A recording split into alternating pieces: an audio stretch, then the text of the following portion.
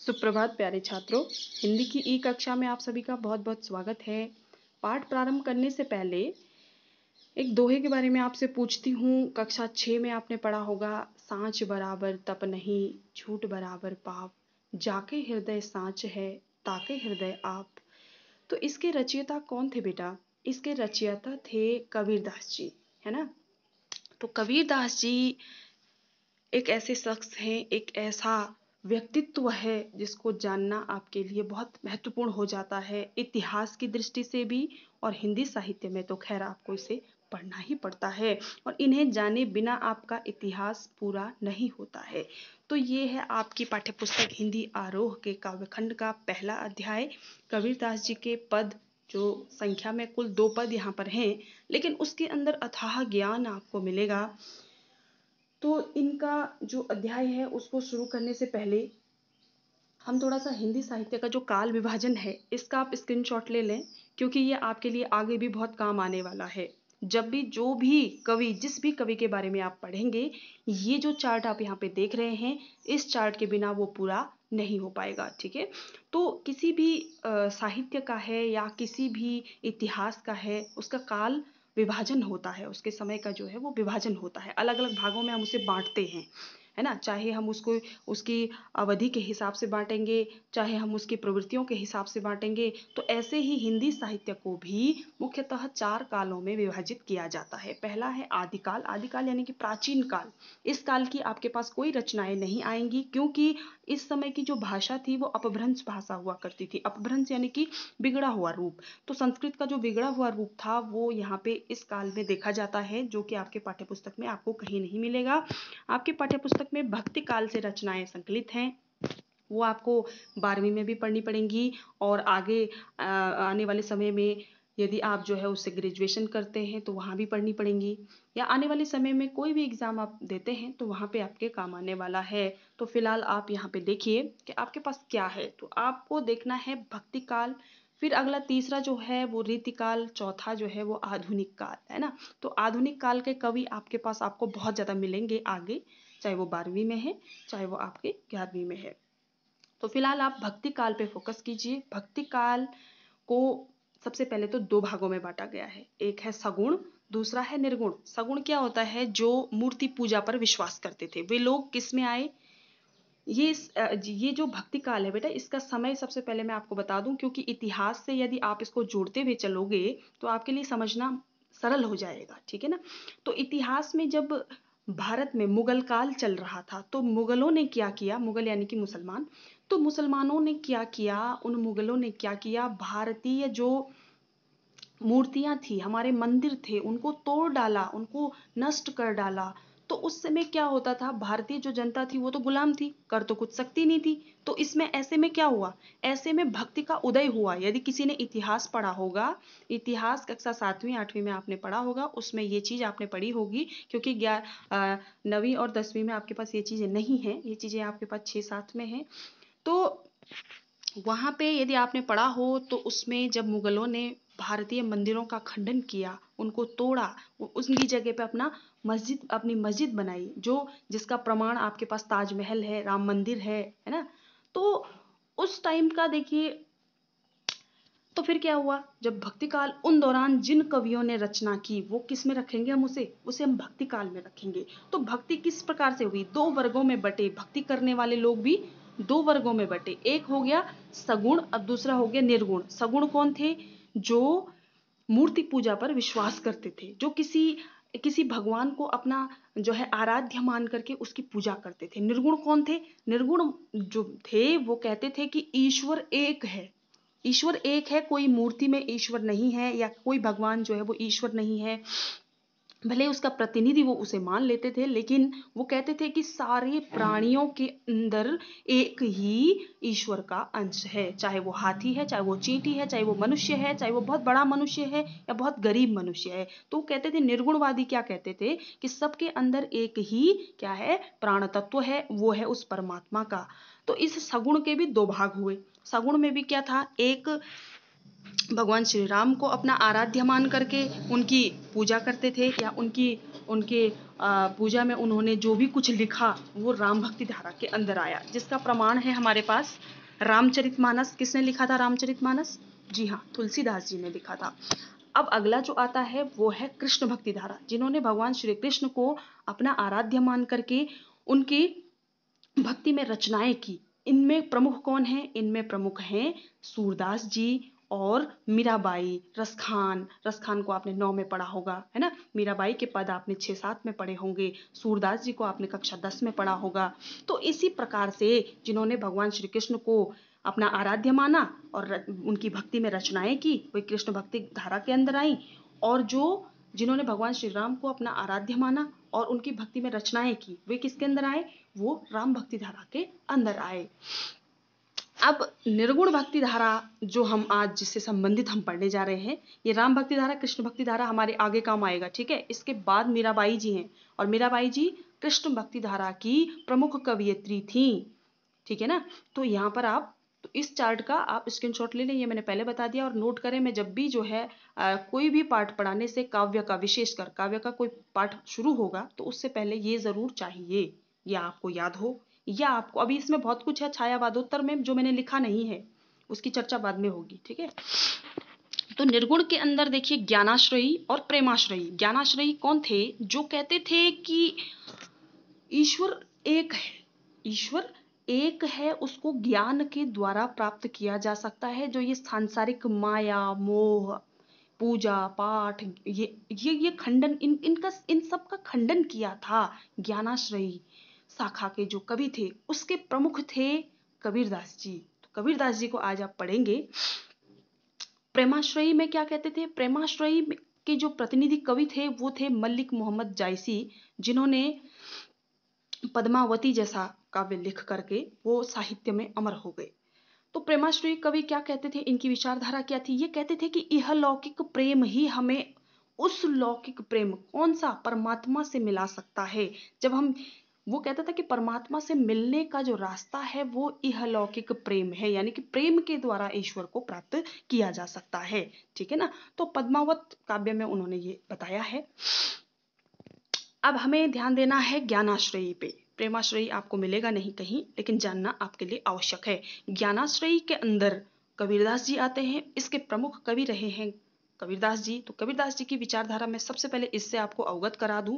कबीरदास जी कहते थे कि ईश्वर एक है, ईश्वर एक है। हर प्राणी के अंदर, हर प्राणी के अंदर एक तत्व विराजमान है जो कि उस परमात्मा का अंश है। हमें किसी बात का गर्व नहीं होना चाहिए, घमंड नहीं होना चाहिए। ना हमें मंदिर जाके ईश्वर की प्राप्ति होती है, ना मस्जिद जा करके, ना धार्मिक कर्मकांड करके हमें ईश्वर की प्राप्ति होती है। हमें ईश्वर की प्राप्ति होती है किससे?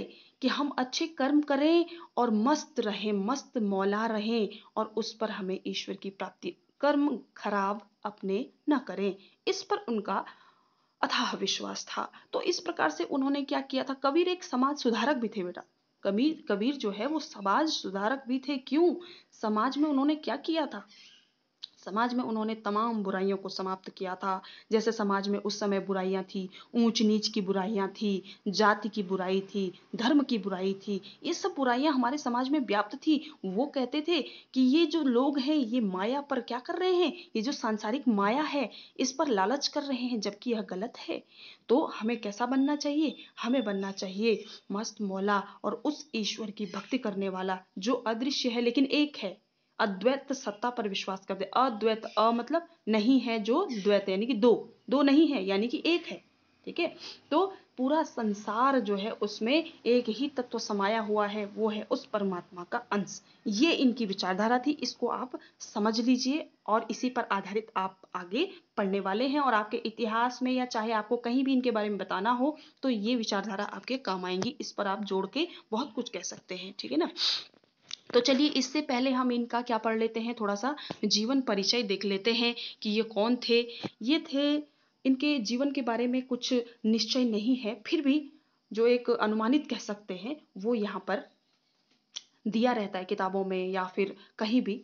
तो 1398 में वाराणसी के लहरतारा तालाब में इनका जन्म हुआ था। कहते हैं कि ये एक विधवा ब्राह्मणी के पुत्र थे। उसके बारे में भी कोई निश्चित नहीं है कि ये किसके पुत्र थे, ये हिंदू थे, मुस्लिम थे, क्या थे ये, है ना।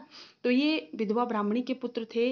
लोकलाज की डर से उन्होंने वहां उसको तालाब के किनारे छोड़ दिया था। फिर एक जुलाहा दंपति, जुलाहा जानते हो ना, कपड़े बुनने वाले जो लोग होते हैं, तो उन्होंने, वो निसंतान थे, यानी कि उनकी कोई संतान नहीं थी, तो उन्होंने इनको पाला पोसा और कबीर के नाम से ये प्रख्यात हुए, विख्यात हुए।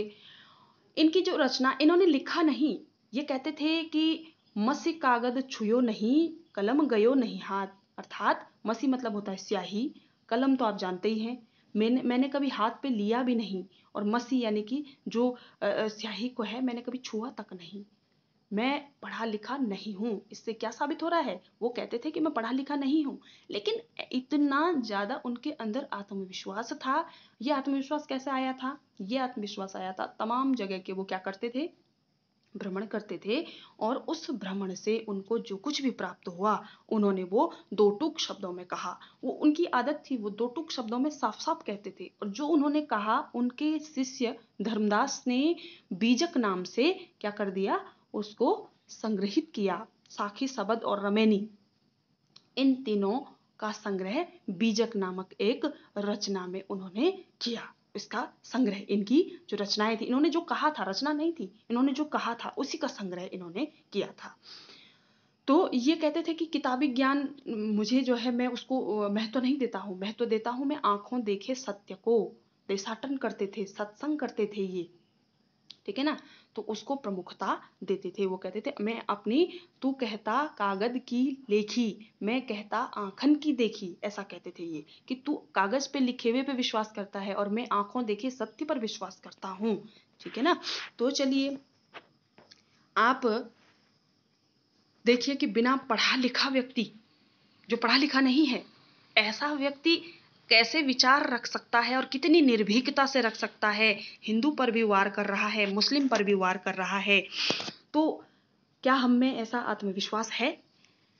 तो यहाँ पे जो पद हम पढ़ने जा रहे हैं, सबसे पहले उसका केंद्रीय भाव जान लेते हैं। केंद्रीय भाव यानी कि जिसको आप अंग्रेजी में सेंट्रल आइडिया कहते हैं, यानी कि उसमें क्या चीज कवि कहना चाहता है, ठीक है। तो पहला जो पद है उसमें जो कबीरदास जी हैं वो कहना चाहते हैं कि जो परमात्मा है, अर्थात परम आत्मा, परम आत्मा कौन है, इस सृष्टि को चलाने वाला, वो इस संसार के कण कण में व्याप्त है। तो वो कहते हैं कि एक ज्योति को उन्होंने स्वीकारा है सबके अंदर, एक सूक्ष्म जो तत्व है उस ज्योति को सबके अंदर स्वीकारा है, उसकी व्याप्ति चराचर संसार में दिखाई है। इसी व्याप्ति को वो क्या कहते हैं, अद्वैत सत्ता के रूप में देखते हुए विभिन्न उदाहरणों के द्वारा रचनात्मक अभिव्यक्ति देते हैं। दूसरे पद में कबीर ने बाह्य आडंबरों पर प्रहार किया है। बाह्य आडंबर कौन है, आडंबर पूजा पाठ, मंदिर जाना, कर्मकांड करना, तमाम प्रकार के हम करते हैं ना। जैसे जब तक माता पिता जिंदा रहते हैं तब तक उन्हें पानी भी नहीं देते हैं, लेकिन जब वो उनकी मृत्यु हो जाती है तो उसके पश्चात हम क्या करते हैं, श्राद्ध करते हैं, बड़े धूमधाम से करते नहीं करते हैं। वही इसी कर्मकांड को वे कहते हैं कि जब तक वो आत्मा जिंदा है, जब तक वो शरीर जिंदा है, आप उसकी सेवा कीजिए। उसकी सेवा करोगे, उसके अंदर जो परमात्मा का अंश है वो खुश होगा, वो खुश होगा तो परमात्मा खुश होगा। तो इस प्रकार से इनकी विचार थे। तो वो कहते हैं कि बाह्य आडंबर, यही बाह्य आडंबर जो हम करते रहते हैं कर्मकांड, उस पर प्रहार किया है। प्रहार किया यानी कि उसको न करने पे बल दिया है। साथ ही यह भी बताया है कि अधिकांश लोग अपने भीतर की ताकत को न पहचान कर अनजाने में क्या करते हैं, अवास्तविक संसार से रिश्ता बना बैठते हैं और वास्तविक संसार से बेखबर रहते हैं। अर्थात वास्तव में हम क्या हैं, हमारे अंदर ईश्वर का अंश है, हम उसे खोजने के बजाय मंदिर में जाते हैं, मंदिर में भगवान की आराधना करते हैं। तो इस बात को कबीरदास जी गलत ठहराते हैं। चलिए फिर पहला पद पढ़ते हैं। आज हम जो है एक ही पद का अध्ययन करेंगे, और क्योंकि इसके अंदर बहुत कुछ है जो आपको जानना है। तो देखिए, हम तो एक एक करी जाना, दोई कहे तिन्ही को दोजक, जिन नाहिन पहचाना, एके पवन एक ही पानी, एके ज्योति समाना, एके खाक गढ़े सब भांडे, एके कोहरा साना, जैसे बाड़ी काष्ठ ही काटे, अग्नि न काटे कोई, सब घटी अंतरि तू ही व्यापक, धरे स्वरूपे सोई, माया देख जगत लुभाना, काहे रे नर गरबाना, निर्भय भया कछु नहीं व्यापे, कहे कबीर दीवाना। तो देखिए कबीरदास जी अपने आप को क्या कहते हैं। यहाँ पर बगल में मैंने शब्दार्थ भी लिखे हुए हैं, आप इसको देखिएगा और यहाँ पर भी ध्यान दीजिएगा, ठीक है ना, क्योंकि बहुत महत्वपूर्ण है। इसके आधार पर मैं प्रश्न भी आपसे अभी करूंगी कि प्रश्न कहाँ से जो है उठा है, ये आपको तब तक पता नहीं चलेगा जब तक आप इसको ध्यान से नहीं सुनेंगे। तो देखिए चलिए, कबीरदास जी कहते हैं इसमें अलंकार भी है बेटा, बहुत ज्यादा अलंकारों से शायद आज तक आप वाकिफ ना हो, किसी किसी को थोड़ा बहुत पता भी होगा, लेकिन अधिकांश को मुझे लगता है कि अलंकारों का ज्ञान नहीं होगा। मैं बताऊंगी तो उसको आप क्या करेंगे, उसको आपको केवल सुन के, एक कान से सुन के दूसरे कान से निकालना नहीं है, बल्कि उसको नोट करना है और नोट करके ध्यान रखना है, क्योंकि आगे भी आएंगे। काव्य की अभी शुरुआत है, अभी हमने पूरे 2 साल पढ़ने हैं, तो 2 साल में बहुत कुछ। एग्जाम में भी आपके पास 4 नंबर का स्पेशली आता है शिल्प सौंदर्य। शिल्प सौंदर्य मतलब होता है उसको, शिल्प यानी कि उसको सजाना धजाना। काव्य को सजाया किससे है, तो काव्य को किससे सजाएंगे, काव्य को सजाएंगे अलंकार से, भाषा से, शैली से, ठीक है ना। वहां पर क्या उसने क्या सौंदर्य अर्थात सौंदर्य किस तरीके से लाया है कवि के द्वारा, है ना। तो चलिए, कवि कहते हैं, कबीरदास जी कहते हैं कि हम तो एक एक करी जाना, कि हम तो एक को एक करके। अब एक एक देखो, एक एक 2 बार आया है यहाँ पे। पहले तो मैं आपको अलंकार बता दूं। यमक अलंकार होता है बेटा एक, लिख लीजिए यमक अलंकार। यमक अलंकार में क्या होता है, एक शब्द 2 बार या उससे अधिक बार आ सकता है, यानी कि एक से अधिक बार आ सकता है, लेकिन क्या होता है उसमें प्रत्येक बार अर्थ अलग होता है। आगे आपको एक ऐसा भी मिलेगा, शब्द एक से अधिक बार आया किंतु अर्थ नहीं बदलेगा, अर्थ नहीं बदलेगा, उसको हम कहते हैं पुनरुक्ति प्रकाश अलंकार, जहां पे अर्थ नहीं बदलेगा। ठीक है, मैं यहीं पे बता देती हूँ, क्योंकि दोनों बताऊंगी तो आपको समझने में ज्यादा आसानी रहेगी।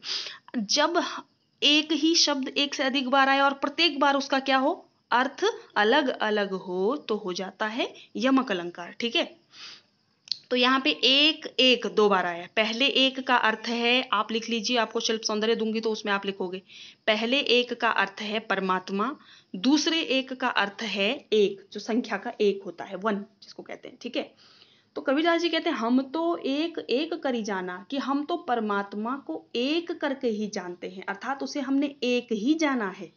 परमात्मा को हमने, प्रभु को हमने एक ही जाना है। दो ही कहे तिनई को दोजक, कि जो 2 कहेगा उसको दोजक होगा। दोजक मतलब नरक होगा, उसको वो नरक में जाएगा। जो 2 बोलेगा, जो बोलेगा राम भी है, रहीम भी है, अल्लाह भी है, तो वो क्या कहते हैं कि जो 2 कहेगा वो नरक में जाएगा।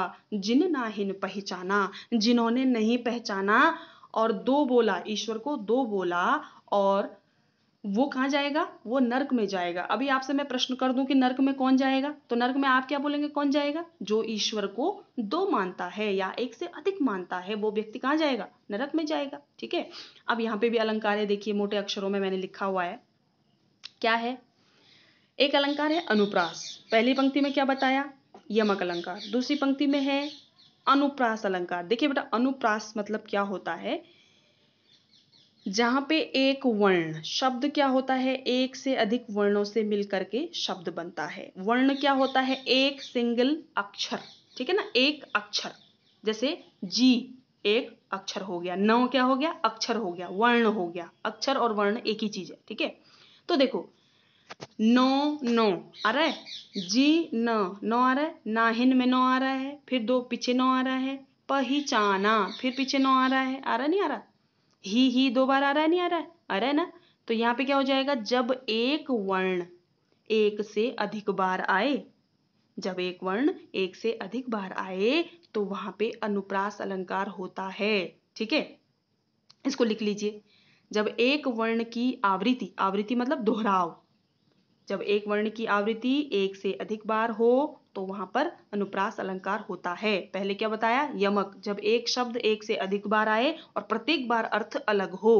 पहले एक का अर्थ क्या बताया, परमात्मा, दूसरे एक का अर्थ क्या बताया, एक, संख्या का एक। ठीक है, आगे देखो, एके पवन एक ही पानी, एके ज्योति समाना।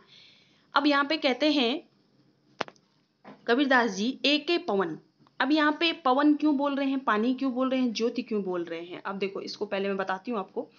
कबीरदास जी कहते हैं कि सब में एक ही पवन है, एक ही पानी है और एक ही ज्योति है। तो आपको पता होना चाहिए कि भारतीय संस्कृति में जो मनुष्य का शरीर है उसको किससे निर्मित बताया गया है? पंच तत्वों से निर्मित बताया गया है, ठीक है ना, जिसको हम कहते हैं क्षिति जल पावक गगन समीरा। क्षिति जल पावक गगन समीर, ठीक है। क्षिति मतलब मिट्टी, ठीक है। जल आप जानते हैं पानी, पावक आप जानते हैं अग्नि जिसको हम ज्योति कहते हैं, गगन आसमान, समीरा वायु, ठीक है। तो इन पंच तत्वों से लिख लीजिए, काम आएगा, आगे भी पढ़ना है, आगे भी बहुत आएगा। वो अभी अक्क महादेवी आएगी अंत में, वहां भी आपको ये चीज पढ़नी पड़ेगी, ठीक है। तो एके पवन एक ही पानी एके ज्योति समाना। कबीरदास जी कहते हैं कि सब में एक ही पवन है, एक ही पानी है और एक ही ज्योति है। सब में व्याप्त है, ये समाना यानी कि व्याप्त है। सब में एक ही पवन व्याप्त है, एक ही पानी व्याप्त है, एक ही ज्योति व्याप्त है। अर्थात सब का निर्माण पंच तत्वों से हुआ है। एक एक खाक गड़े सब भांडे, एक एक कोहरा साना। तो कहते हैं कि एक एक खाक, खाक मतलब मिट्टी, गढ़े सब भांडे, एक एक कोहरा साना। अब यहाँ पे भी एक अलंकार आ रहा है, पहले मैं इसका अर्थ बता दूं आपको, फिर मैं बताती हूँ आपको यहाँ पे अलंकार कैसे हो रहा है। एक एक खाक गढ़े सब भांडे, एक एक कोहरा साना। अब कहते हैं कि जिस प्रकार से कोहरा, यानी कि कोहरा मतलब होता है कुम्हार जो बर्तन बनाता है, ठीक है। किससे बर्तन बनाता है? खाक से, मिट्टी से, मिट्टी से बर्तन बनाता है, ठीक है। तो कहते हैं कि जिस प्रकार से कुम्हार एक ही मिट्टी से गढ़े सब भांडे, यानी कि सभी बर्तनों को, भांडा मतलब बर्तन, बर्तनों सभी एक ही मिट्टी से हर प्रकार के सुंदर सुंदर क्या बनाता है? बर्तन बनाता है। ठीक उसी प्रकार ईश्वर ने भी एक ही खाक यानी कि पंच तत्वों से, कोहरा, कोहरे के भी यहाँ पे दो अर्थ हैं, यहाँ पे दिया तो कुम्हार है, इसका अर्थ यहाँ पे कुम्हार देंगे, लेकिन यहाँ पे एक ऐसा भी अलंकार है जिसमें जो है केवल उपमेय का बोध, उपमान के वर्णन से, उपमान के वर्णन से उपमेय का बोध करा। उपमेय नहीं दिया है, उपमान दिया है, उपमेय नहीं दिया है, उपमान दिया है। तो देखिए क्या कहते हैं कि जिस प्रकार से जो कुम्हार होता है वो एक ही मिट्टी से सुंदर सुंदर बर्तन बनाता है, ठीक उसी प्रकार से कौन? ईश्वर ने भी, परमात्मा ने भी सभी मनुष्यों की रचना की है। समझ रहे हैं आप? खाक, खाक के यहाँ पे, खाक के स्थान पे यहाँ पे क्या होना चाहिए था? खाक के स्थान पे होना चाहिए था पंचतत्व। तो देखो मैंने अभी आपको क्या बताया कि उपमान के वर्णन से उपमेय का बोध जहां पे हो, लिख लीजिए चाहे तो इसको, उपमान के वर्णन से उपमेय का बोध जहां पे हो वहां पे रूपकातिशयोक्ति अलंकार होता है, ठीक है। ये आपके काम आएगा बेटा, आगे भी काम आएगा, बहुत जगह पे आएगा ये, फिर बार बार नहीं बताऊंगी, जितना अभी अच्छे से बता रही हूँ इतना बाद में नहीं बताऊंगी। तो क्या बोला? जहां केवल उपमान के वर्णन से उपमेय का बोध कराया जाए। अब मैं आपको बताती हूँ कि उपमान क्या चीज है और उपमेय क्या चीज है। देखो मैं एक उदाहरण आपको देती हूं। मैंने कहा मुख चांद के समान है या मुख चंद्र के समान है, तो मुख क्या हो गया? मुख हमारे सामने है ना, और चांद हमारे सामने नहीं है, ठीक है। तो जो हमारे सामने है उसको हम उपमेय कहते हैं, जो हमारे समक्ष है, जिसको हम बोल रहे हैं कि ये उसके समान है। जो हमारे सामने नहीं है वो उपमान है, ठीक है, जिसकी हम उपमा दे रहे हैं, ठीक है, उसको क्या कहते हैं? उपमान। तो हमारे सामने वाला क्या है? उपमेय है। जो हमारे सामने नहीं है, जिसकी हम उपमा प्रस्तुत कर रहे हैं, वो उपमान कहलाता है, ठीक है। समझ गए जी? चलिए, तो मैंने रूपकातिशयोक्ति अलंकार में क्या बताया आपको कि उपमान के वर्णन से उपमेय का बोध कराया जाता है। यहाँ पे उपमेय जो हमारे सामने है उसको नहीं रखा जाता, बल्कि जिसकी उपमा दी जानी है उसको रखा जाता है। तो देख यहाँ पे खाक की जगह क्या होना चाहिए था? पंचतत्व। खाक का उपमेय क्या होना था? पंचतत्व, ठीक। और कोहरा का क्या होना था? प्रभु, ईश्वर, सृष्टि का रचयिता, जो सृष्टि का निर्माण करता है, पूरे संसार को जिसने बनाया है, ठीक है। तो यहाँ पे हमारे सामने क्या है? केवल उपमान है, उपमेय नहीं है, लेकिन उपमेय का बोध कराया जा रहा है। तो यहाँ पे अलंकार होगा रूपकातिशयोक्ति। कितने अलंकार बता दिए? 3, ठीक है। पहले में क्या बताया? यमक। दूसरे में क्या बताया?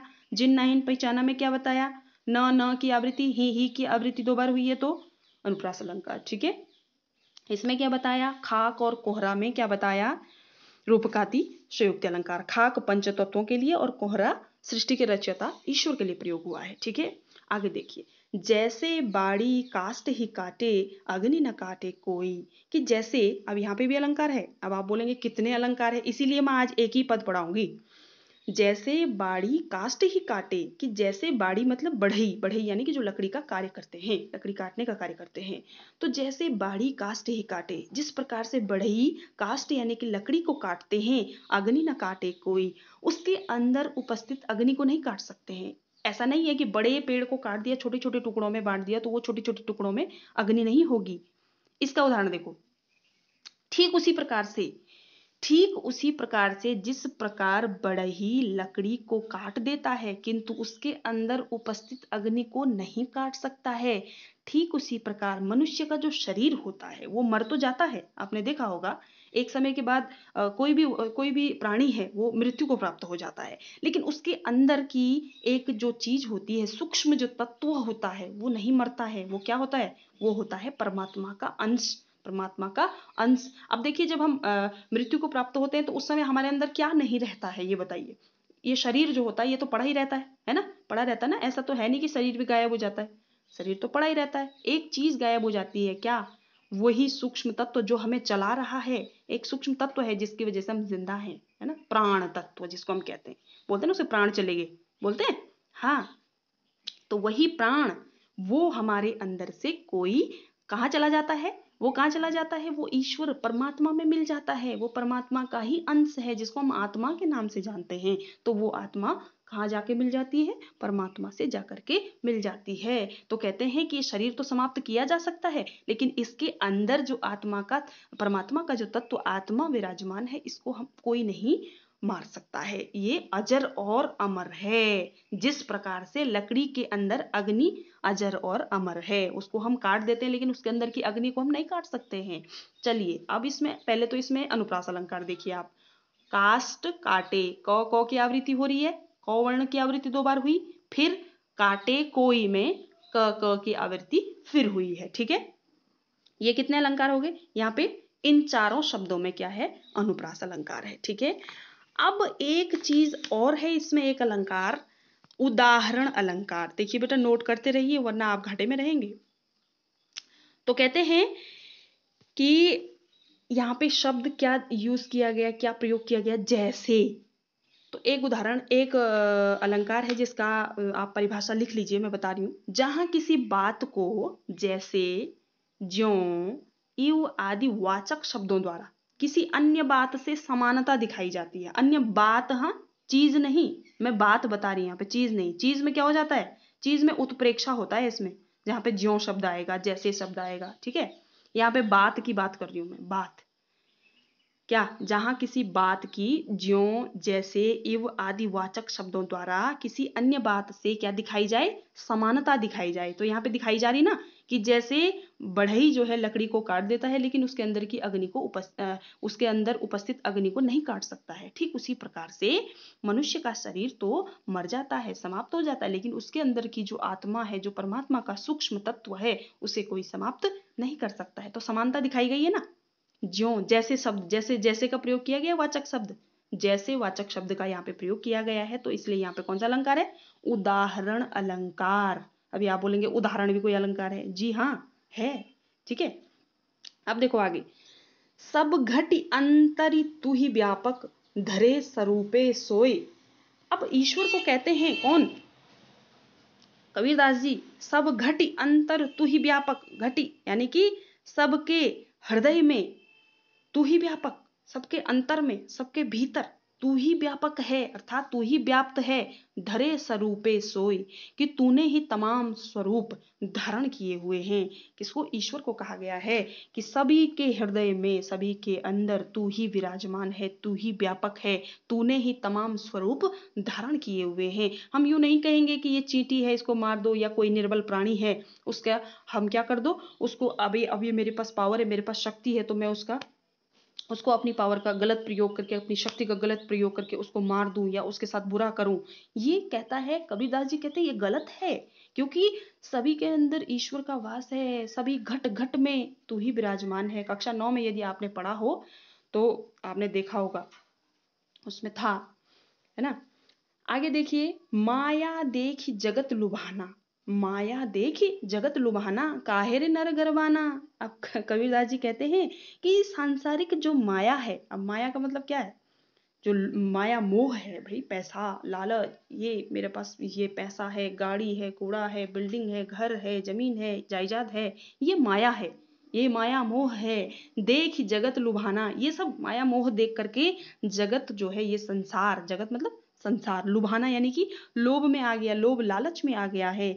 काहे रे नर गरबाना, कि हे नर, हे मनुष्य, क्यों गर्व करता है इस माया मोह पे लालच करके क्यों गर्व करता है। ये क्या है, ये तो क्षणिक है, अरे हम चले जाएंगे तो फिर क्या रह गया, हम साथ ले जाते हैं, कोई मनुष्य जाता है क्या वो अपनी दौलत को अपने साथ ले जा सकता है, नहीं। एक यही है कि मनुष्य जैसे जन्म होता है वैसी मृत्यु भी होती है, होती नहीं होती है, बिल्कुल। तो कबीरदास जी कहते हैं कि सांसारिक माया मोह को देख करके हे हे मनुष्य, तू क्यों गर्व करता है, क्यों लालच करता है। निर्भय भया कछु नहीं व्यापे, कहे कबीर दीवाना। इस पहली पंक्ति में मैं अलंकार बताना भूल गई, अभी तक तो आप समझ ही गए होंगे इसमें कौन सा अलंकार है। नर गरबाना, देखो कौन कौन से दो दो बार आ रहे हैं, नौ नौ भी दो बार आ रहा है, र भी दो बार आ रहा है, आ रहा नहीं आ रहा, तो यहाँ पे क्या हो जाएगा, अनुप्रास अलंकार। एक ही वर्ण जब एक से अधिक बार आए तो अनुप्रास अलंकार हो जाता है, ठीक है। तो कहते हैं निर्भय भया कछु नहीं व्यापे, कहे कबीर दीवाना। अब कबीरदास जी कहते हैं कि ये कबीर तो दीवाना है, दीवाना मतलब मस्त मौला, जिसको किसी सुख से दुख से कोई मतलब नहीं होता है। वो क्या रहता है, हर क्षण निर्भय रहता है। निर्भय यानी कि बिना डर का। हमें भय किसे लगता है, अरे भय उसे लगता है जिसके पास दौलत होती है, जिसके पास माया मोह होता है, जिसको लालच होता है, वही भय से भय भय रहेगा ना उसको कि अरे मेरा ये खत्म हो जाएगा, मेरा वो टूट जाएगा, मेरा जो है मेरी दौलत नष्ट हो जाएगी, चोरी हो जाएगी, तो उसको क्या रहता है, उसको डर रहता है। लेकिन कबीरदास जी कहते हैं मैं तो मस्त मौला हूँ, मुझे कोई भी इस प्रकार का कोई भी भय नहीं है, मैं निर्भय हूँ। भया कछु नहीं व्यापे, निर्भय भया मतलब मैं तो निर्भय हो गया हूँ, कछु नहीं व्यापे, मुझे कुछ भी नहीं व्यापता, व्यापता यानी कि कुछ भी नहीं सताता, मुझे कोई भी परेशानी नहीं सताती है, क्योंकि मैं सुख में दुख में सभी जगह एक जैसा ही हूं। तो ये है आपका कहे कबीर में क की आवृत्ति दो बार हो रही है, तो यहाँ पर क्या हो जाएगा बेटा, यहाँ पर हो जाएगा फिर से अनुप्रास अलंकार। और बाकी इसमें जो शिल्प सौंदर्य लिखने की बात आएगी तो इतने तो आप पहले अलंकार ही लिखेंगे, फिर लिखेंगे कि इसमें जो है सांसारिक माया मोह को कबीरदास जी ने क्या बताया है, व्यर्थ बताया है। सांसारिक जो माया मोह है, गर्व घमंड लोग करते हैं, दूसरे को कुछ नहीं समझते हैं, तो उसको क्या बताया है, उसको व्यर्थ बताया है। फिर एक बताया है, इसमें एक चीज और है, कहते हैं कि जो सृष्टि का निर्माण है वो किसने किया है, वो ईश्वर के द्वारा हुआ है। संपूर्ण सृष्टि के रचयिता कौन है, ईश्वर हैं। पंच तत्वों से सभी मनुष्यों की रचना हुई है। तो इस प्रकार से, और बाकी ये गेय पद है, इसको गाया जा सकता है। और भाषा में आपने देखा होगा, इसमें भाषा कुछ अजीब सी है, जैसे देखो समाना में जो है, समाना का मतलब व्याप्त हो गया, तो अजीब क्यों है, देखिए इनको, इनकी जो भाषा थी वो पंचमेल खिचड़ी थी। पंचमेल खिचड़ी यानी कि 5 भाषाओं का मिक्सचर, ठीक है ना, 5 भाषाओं का मिश्रण, ठीक है। तो उसमें पंजाबी है, राजस्थानी है, अवधी है, इस प्रकार से वो यानी कि जहां जहां वो गए होंगे, होता है ना, हम जहां जहां जाते हैं वहां वहां की भाषा हम पे क्या हो जाती है, हम उसके शब्द जो है हमारी भाषा में शामिल हो जाते हैं। तो ऐसे ही जैसे जहां जहां इन्होंने देशाटन किया होगा, देशाटन यानी कि यात्रा की होगी, और जहां जहां इन्होंने सत्संग किया होगा वहां वहां के लोगों की भाषा, वहां उस क्षेत्र की भाषा इनकी बोली में आते गए। तो इस प्रकार से पंचमेल खिचड़ी इनकी जो भाषा है वो हो जाएगी, ठीक है। तो चलिए, धन्यवाद। बाकी पद शैली और गेय शैली इसमें है, दूसरा पद हम पढ़ेंगे कल, क्योंकि एक दिन में इतना बताऊंगी तो आपकी समझ से भी ये बाहर हो जाएगा, ठीक है। धन्यवाद।